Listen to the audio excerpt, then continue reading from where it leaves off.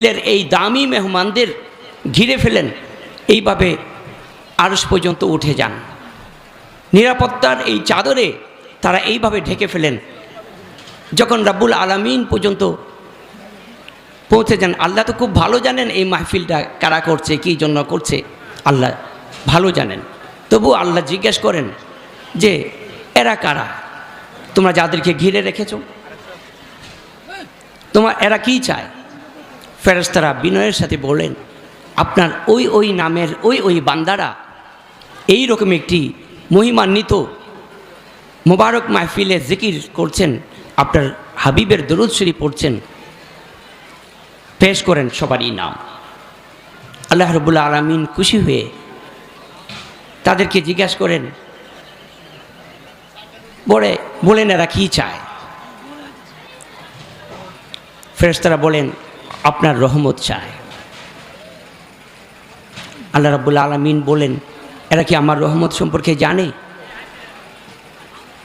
ফেরেশতারা বলেন, যদি আপনার রহমতের বিশালতা সম্পর্কে, আপনি তো 99 ভাগ রেখে দিয়েছেন, 1 ভাগ দিয়েছেন, এই বিশালতা যদি ওরা দেখতে পেতেন তো এরা আরও বেশি বেশি করে জিকির করতে। বলুন সুবহানাল্লাহ। আবার জিজ্ঞাসা করেন, এরা কি চায়, কি থেকে রক্ষা পেতে চায়? বলেন, এরা দোজখ থেকে রক্ষা পেতে চান, জাহান্নাম থেকে রক্ষা পেতে চান, জান্নাত পেতে চায় এবং জাহান্নাম থেকে রেহাই পেতে চায়। ওর জাহান্নাম কি তারা দেখেছে? জান্নাত কি ওরা দেখেছে? তো জান্নাত যদি দেখতো, এরা আরো বেশি বেশি করে আল্লাহর জন্য ইবাদত করত, জিকির আজকার করত। জাহান্নাম সম্পর্কে যদি, শাস্তি সম্পর্কে জানতো, তো এরা আরো বেশি আল্লাহর এইরকম মাহফিলের আয়োজন করতো। বলুন সুবহানাল্লাহ। আল্লাহ রাব্বুল আলামিন তাদেরকে প্রশ্ন করতে করতে করতে শেষ পর্যন্ত বলে, এরা আল্লাহ আপনার রহমত চায়, গুনাহ থেকে মাফ চায়। আল্লাহ রাব্বুল আলামিন দয়া পরবশ হয়ে সকলেরই গুনাহ মাফ করে দেন। বলুন সুবহানাল্লাহ। এখন ফেরেশতাদের মধ্যে থেকে একজন বলেন যে এখানে কোনো একজনের লোক এসছে যে এই মাহফিলের সাথে কোনো সম্পর্ক নাই, হয়তো এই মাহফিলে একজন আসছেন, সে দূর থেকে খবর পেলেন, তার কাছ থেকে কিছু টাকা পয়সা পায়, অথবা দুনিয়াবি কোনো সম্পর্ক ছিল, সে ওই কারণে আসছে। সুবহানাল্লাহ। আল্লাহর দয়ার সাগর, রহমতের সাগর, সীমানা এটা এত বেশি, আল্লাহ রাব্বুল আলামিন এই উপলক্ষে না আসা ওই ব্যক্তিকে ক্ষমা করে দেন। বলুন সুবহানাল্লাহ। যে অন্য কোনো কাজে আসছিল, অর্থাৎ এই মাহফিলের প্রত্যেকটা মানুষ এত দামি, সে দামির কারণে আরেকজনকে অপরাধী তারকেও আল্লাহ ক্ষমা করে দেন, যার কোনো প্রয়োজন ছিল না তাকেও আল্লাহ রহমতে সিক্ত করে দেন। বলুন সুবহানাল্লাহ। আলহামদুলিল্লাহ।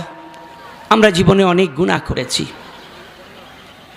আমাদের জীবনের একটা পর্যায়ে এসে আমরা ভাবি আমরা আমাদের জীবনে কি করেছি। কবির ভাষায় যদি বলতে যায়, সেটা হয়, পূর্বাচলেরও পানে তাকাই, অস্তাচলেরও ধারে আসি, ডাক দিয়ে যার সাড়া না পাই তারও লাগি, পূর্বাচলেরও পানে তাকাই, অস্তাচলেরও ধারে আসি।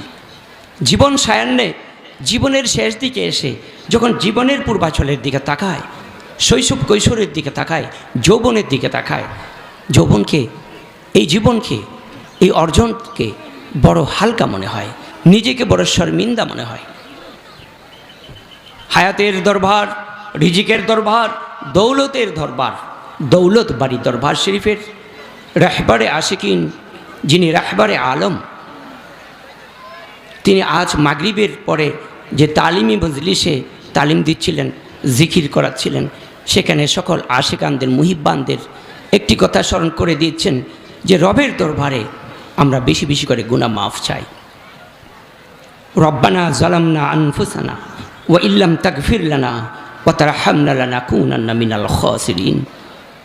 রবের দরবারে অনুতপ্ত হয়ে রব্বুল আলামিন, এটা কোরআনুল করিমের একটা আয়াত, এই মোনাজাতটা কোরআনুল করিমের একটি আয়াত। আচ্ছা বাবারা, আমার ভাই, আমার বন্ধু, আমার মা বোনেরা, একটি কথা মনে করুন তো, যে বিচারকের কাঠগড়ায় আপনার জন্য বিচার চলছে, মনে করুন এমন একটি বিচার হবে যেটাতে ফাঁসির হুকুম হয়ে যেতে পারে। তো এই রকম বিচারের কাঠগড়ায় বিচারক যদি আপনাকে কোনো কিছু শিখিয়ে দেন যে কাল কাঠগড়ায় তুমি এই কথাটা বলবা যে আমি তোমাকে বেকসুর খালাস করে দিব, তাকে অপরাধীকে, যে এই চান্সটা যদি পাওয়া যায় তাহলে রাতে কি আর ভয় থাকে যে কাল আমার ফাঁসি হবে না, আমার বেকসুর খালাস হয়ে যাবে? কারণ বিচারকের সাথে আমার সম্পর্ক রয়েছে, বিচারকের শিখিয়ে দেওয়া ওই মন্ত্রটি আমি পাঠ করব কাল এজলাসে। তো যে কথা বলছিলাম, কোরআনুল করিমে আয়াতে করিমা হিসেবে রব্বুল আলামিন আমাদেরকে শিখিয়ে দিয়েছেন, রব্বানা যালামনা আনফুসানা ওয়া ইল্লাম তাগফির লানা ওয়া তারহামনা লানাকুনান্না মিনাল খাসিরিন। বান্দা তুমি এই দোয়া করো, তুমি এই মুনাজাত করো, আমি তোমাকে মাফ করে দিব। সুবহানাল্লাহ। মহান পীর সাহেব কেবলা আজকে সেই দোয়াটার কথাই, সেই মোনাজাতের কথাই, সেই অভিব্যক্তির কথাই, মনের সেই আকুতি মিনতির কথা তার ভক্ত মুরিদান আশিকান জায়রিনদেরকে শিখিয়ে দিয়েছেন যে এটা এইভাবে আল্লাহর দরবারে বেশি বেশি করে ক্ষমা চাইতে হবে, দোয়া চাইতে হবে, নিজের ক্ষতি এটা আল্লাহর দরবারে পানাহ চাইতে হবে। কারণ স্বয়ং রব্বুল আলামিন ওই মহাবিচারকের মতো, বিচারক যদি তার আসামিকে শিখিয়ে দেন সে বেকসুর খালাস পায়, তো এই দোয়া করলে আল্লাহ রব্বুল আলামিন তার বান্দাকে মাফ করে দিবেন। বলুন সুবহানাল্লাহ। শর্মিন্দা জীবনে যে খাতা করেছি, ভুল করেছি, সেটার জন্য আমাদের বড় লজ্জা হয় রবের দরবারে। তাই দৌলতবাড়ি দরবার শরীফে এসে পীর ও মুর্শিদের দামান ধরেছি। এই দরবারের সমস্ত আশিকান ভক্ত মুরিদান সবাইকে একটি কথা স্মরণ করিয়ে দিতে চাই, দরবারের এই দরবার আদবের দরবার।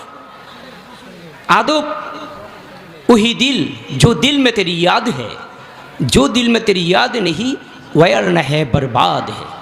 आदबे आबाद बेअदबीते बरबाद। हज करार समयो যখন আপনি যাবেন হজে, সেখানে একটা পিঁপড়া মারা, একটা গাছের পাতা ছেঁড়া, অহেতুক ঝগড়া করা বা কোনো কারণে ঝগড়া করা, এমনকি নখ কাটা পর্যন্ত আমাদের এই হিরামের সময় আমাদেরকে নিষিদ্ধ করে দেওয়া হয়েছে। তো আমরা তরিকতে শিক্ষা পেয়ে যেটা শিখেছি, হজব্রত নিরাপদ নগর যেমন, ফাগুনের এই মাহফিল তব ধারে মহাসম্মেলন। হজব্রত নিরাপদ নগর যেমন, হজব্রত নিরাপদ নগর যেমন, ফাগুনের এই মাহফিল তব ধারে মহাসম্মেলন। হজব্রত নিরাপদ নগর যেমন। মুর্শিদের দরবার ভক্তের কাবাগর, মুর্শিদের দরবার ভক্তের কাবাগর, এটা তরিকতপন্থীদের জন্য। তো এই দরবারে এসে আদবের যেন কোনো ঘাটতি না থাকে।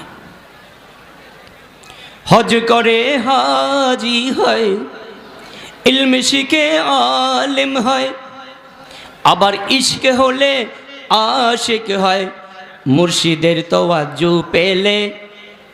হজব্রত নিরাপদ নগর যেমন, হজব্রত নিরাপদ নগর যেমন, ফাগুনের এই মাহফিল তব ধারে মহাসম্মেলন। হজব্রত নিরাপদ নগর যেমন। চিনতে হবে, কাবা চিনতে হবে।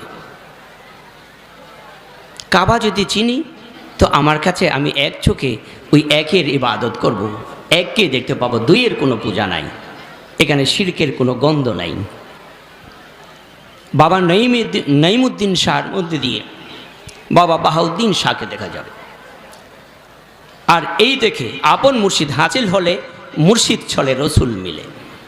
তরিকতের এই মন্ত্র যদি আমরা হৃদয়ঙ্গম করতে না পারি, ধারণ করতে না পারি, তবে দরবারে আসা যাওয়ার কোনো অর্থ থাকে না। আইলামের গেলাম, পাইলামের খাইলাম। আশিকেরা ইশকের জোরে অঘটন ঘটাইতে পারে। দৌলতবাড়ির দরবার শরীফের আশেকানদের ভক্ত মুরিদানদের দেখলেই চেনা যায়।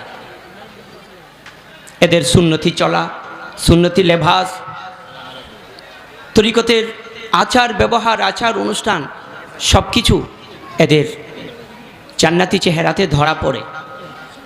তাই আমাদেরকে এই দরবার খুব বেশি করে আকর্ষণ করে। এই দরবারের আকর্ষণে আমরা ছুটে আসি ভ্রমরের মতো। যে কথা বলছিলাম, জীবনের পাপের কথা অনুশোচনা করে বড় নিজেকে অপরাধী মনে হয়, শর্মিন্দা মনে হয়। শর্মিন্দা কর রহি है मेरी हर खता मुझे, शर्मिंदा कर रही है मेरी हर खता मुझे, तस्कीन दे रहा है करम आपका मुझे, शर्मिंदा कर रही है मेरी हर खता मुझे। मैं हक की बंदगी ना अदा कर सका कभी, लेकिन तेरे करम ने नवाजा सदा मुझे, लेकिन तेरे करम ने नवाजा सदा मुझे, शर्मिंदा कर रही है मेरी हर खता मुझे, तस्कीन दे रहा है करम आपका मुझे। ऐसा कौन चाहे जो तूने नहीं किया, तुझसा शफीक मिल न सका दूसरा मुझे, शर्मिंदा